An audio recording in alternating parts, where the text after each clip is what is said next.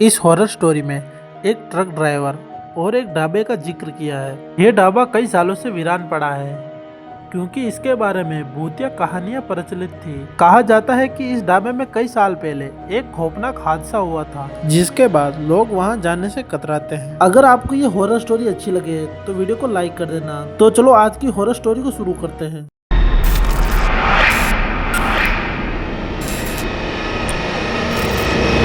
Midnight chills. Ramesh एक truck driver है जो रात की लंबी यात्रा पर निकलता है।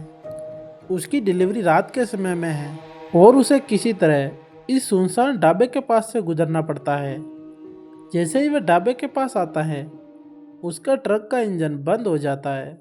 चारों ओर घना अंधेरा छाया हुआ है और रमेश को डर का एहसास होने लगता है। मजबूरी में वह ढाबे के अंदर जाने का फैसला करता है, ये सोचकर कि शायद उसे किसी की मदद मिल जाए या वे रात बिताने की जगह ढूंढ सके। रमेश जैसे ही ढाबे के अंदर गया, वो देखता है कि दीवारों पर धूल और जाले लगे हुए हैं और फर्श पर टूटी फूटी कुर्सियां बिखरी हुई है। रसोई घर के दरवाजे पर धीमी धीमी आवाज़ सुनाई दे रही है, मानो कोई बर्तन चला रहा हो। वे धीरे धीरे रसोई की तरफ बढ़ता है, लेकिन अचानक बर्तन गिरने की आवाज़ आती है और रमेश का दिल जोरों जोरों से धड़कने लगता है। जैसे ही रमेश डरते हुए ढाबे के मुख्य हॉल में वापस लौटता है, वह देखता है कि कोने में एक बूढ़ा आदमी बैठा हुआ है। बूढ़ा आदमी रमेश को देखकर मुस्कुराता है और कहता है, बेटा, इस ढाबे में रात मत रुकना। यहाँ किसी की आत्मा चैन से नहीं रहती। रमेश हैरान हो जाता है। रमेश उस बूढ़े आदमी से पूछता है कि आखिर यहाँ क्या हुआ था। बूढ़ा आदमी एक पुरानी कहानी बताने लगता है। वो बूढ़ा आदमी कहता है कि एक ट्रक ड्राइवर ने ढाबे के मालिक और उसकी बेटी को यहाँ पर मार दिया और खुद ने भी फांसी लगा ली। तब से यह ढाबा वीरान है।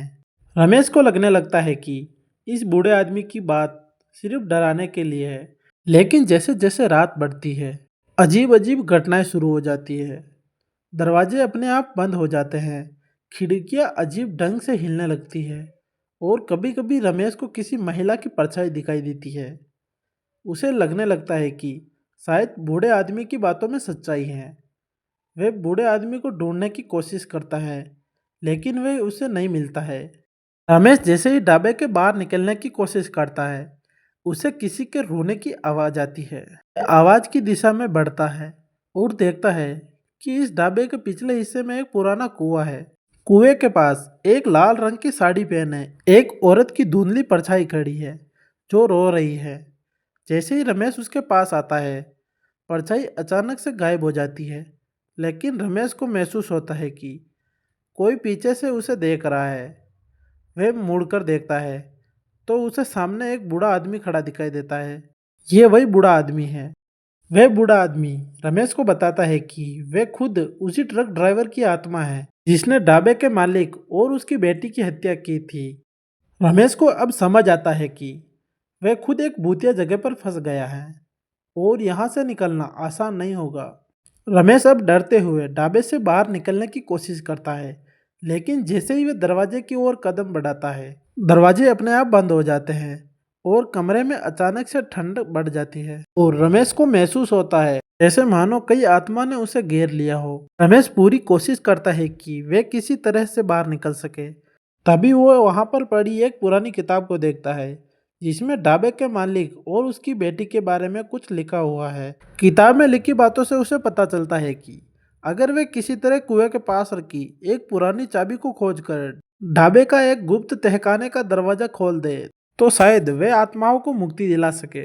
रमेश किसी तरह से हिम्मत जुटाकर कुएं की ओर बढ़ता है। वहां पहुंचकर उसे एक पुरानी चाबी मिल जाती है, लेकिन जैसे ही वे चाबी उठाता है, उसे लगता है कि शायद उसे कोई अदृश्य शक्ति उसे खींचने की कोशिश कर रही है। वे किसी तरह से खुद को छुड़ाकर ढाबे के गुप्त तहखाने की ओर भागता है। तहखाने का दरवाजा खोलते ही रमेश को एक पुरानी तस्वीर दिखती है जिसमें ढाबे के मालिक, उसकी बेटी और वह बूढ़ा आदमी खड़ा है। तस्वीर को देखकर रमेश को सच्चाई का एहसास होता है कि बूढ़ा आदमी असल में एक ढाबे का मालिक है और ट्रक ड्राइवर की आत्मा अभी भी उस तहखाने में कैद है। तभी अचानक तहखाने के दरवाजे बंद हो जाते हैं और रमेश को अपने सामने दो भूतिया परछाई नजर आती है। रमेश को अब यह समझना है कि उसे आत्माओं को मुक्ति कैसे दिलानी है। वह ढाबे के मालिक और उसकी बेटी की आत्माओं को मनाने की कोशिश करता है और वादा करता है कि वह उनकी कहानी दुनिया में बताएगा ताकि उन्हें न्याय मिल सके। धीरे धीरे माहौल शांत होने लगता है और आत्मा रमेश को छोड़ देती है। रमेश किसी तरह से ढाबे से बाहर निकलता है। वह ढाबे से बाहर आते ही देखता है कि उसका ट्रक ठीक हो चुका है। वह बिना पीछे मुड़े ही जल्दी से वहां से निकल जाता है।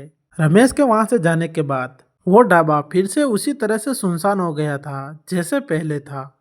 तो दोस्तों, आपको ये हॉरर स्टोरी कैसी लगी? अगर आपको ये हॉरर स्टोरी अच्छी लगी हो तो वीडियो को लाइक कर देना और चैनल पे नए हो तो चैनल को सब्सक्राइब कर लेना। तो मिलते हैं किसी नेक्स्ट हॉरर स्टोरी में, तब तक के लिए राधे राधे।